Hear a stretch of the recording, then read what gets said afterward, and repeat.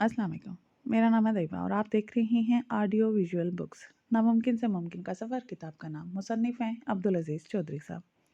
आइए इस किताब के कुछ मज़ीद सफ़हात आज हम देखते हैं। आज की कामयाबी की दास्तान फैनी क्रॉसबाय।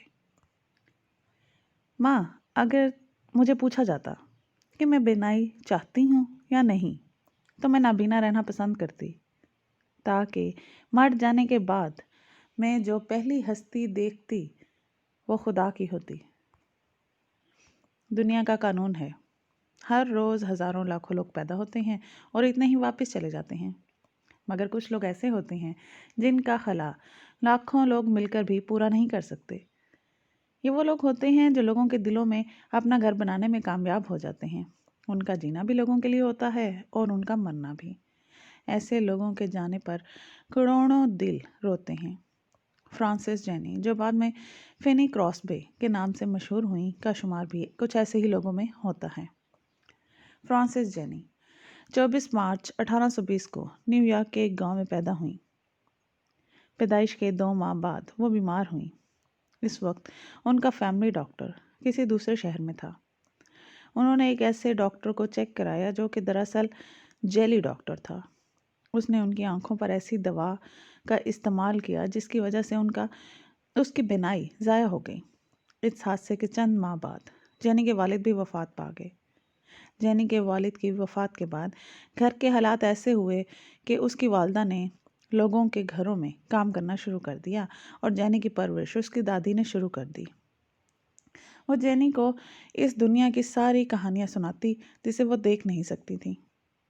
जेनी की रूह में खूबसूरती भरने में उसकी दादी का बहुत अहम किरदार था। वो इकट्ठी मिलकर परिंदों का चहचहाना सुनती और जब कोई नया परिंदा आकर चहचहाता तो जेनी फ़ौरन उसे पहचान लेती और उसके बारे में मालूमात लेती। वो दादी के साथ बाहों में बाहें डालकर दरख्तों और खेतों में घूमती रहती और सीखती रहती। जेनी को बचपन में नाबीना होने की वजह से वालदा ने एक भेड़ ले दी। वो उसके साथ खेलकर बहुत खुशी महसूस करती और कई घंटे उनके साथ गुजारती।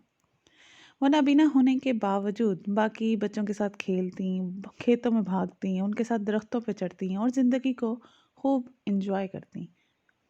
लिखने से उनकी मोहब्बत छोटी उम्र से ही नज़र आने लगी। 8 साल की उम्र में इस नाबीना लड़की ने अपनी पहली नज़म लिखी।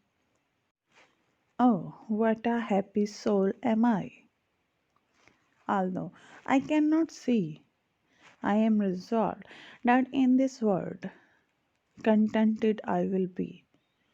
How many blessings I enjoy that other people don't, to weep and sigh, because I am blind, I cannot, nor I would not. Doctor रुस पहले उस्ताद थे जिन्होंने बाकायदा उनसे दोस्ती करके सिखाना शुरू किया।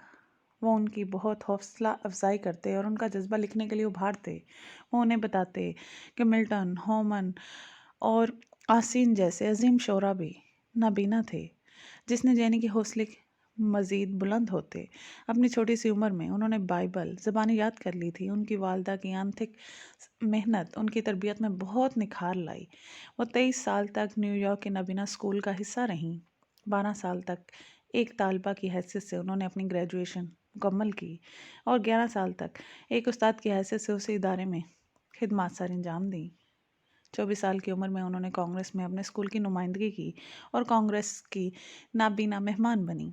इसके बाद उनकी हुकूमत में बेशुमार लोगों से दोस्ती हो गई, जो भी उन्हें एक दफ़ा मिलता कभी ना भूल पाता। 1844 में 24 साल की उम्र में उन्होंने इस दुनिया को अपनी शायरी की पहली किताब मुकम्मल करके दी और फैनी क्रॉसबे के नाम से शोहरत हासिल की। वो अमेरिका की मशहूर शायरा, गीतकार और लिखारी थीं। वो अमेरिकन तारीख़ में सबसे ज़्यादा मनाजात लिखने वाली शायरा का एजाज़ रखती हैं। उन्होंने 9,000 से ज़्यादा मनाजात लिखीं और तकरीबन 10 करोड़ से ज़्यादा उनकी कॉपियाँ प्रिंट हुईं। उन्होंने अपनी ज़िंदगी में 1,000 से ज़्यादा सेक्युलर नज़में लिखीं। उनकी शायरी की 4 किताब बाकायदा शाया हुईं। इसके अलावा उनकी 2 ऑटोबायोग्राफी ने भी बेस्ट सेलर के एजाज़ हासिल किए। वो बेशुमार सियासी गानों, मिली नगमों की भी लिखारी रहीं। ان کی یادداشت اتنی شاندار تھی کہ ایک دفعہ انہوں نے 40 نظمیں اپنی دماغ میں اکٹھی سوچیں اور بعد میں ان کو کاغذ پر اتارا۔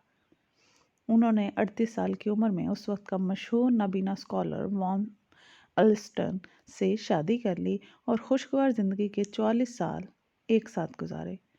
اللہ نے انہیں آنکھوں کے بغیر بھی ایک خوبصورت اور نعمتوں سے بھرپور زندگی دی۔ وہ 11 فروری 1915 کو 94 سال کی عمر میں وفات پا گئیں، لیکن دنیا کے دلوں میں ہمیشہ کے لیے اپنے نقش چھوڑ گئیں۔ آج بھی ان کی لکھی مناجات اور شاعری لوگوں کے دلوں میں زندہ ہے۔ ایک نابینا لڑکی کا اس طرح دنیا کو دیا گیا تحفہ ہمیشہ کے لیے اپنے نقش قائم رکھے گا۔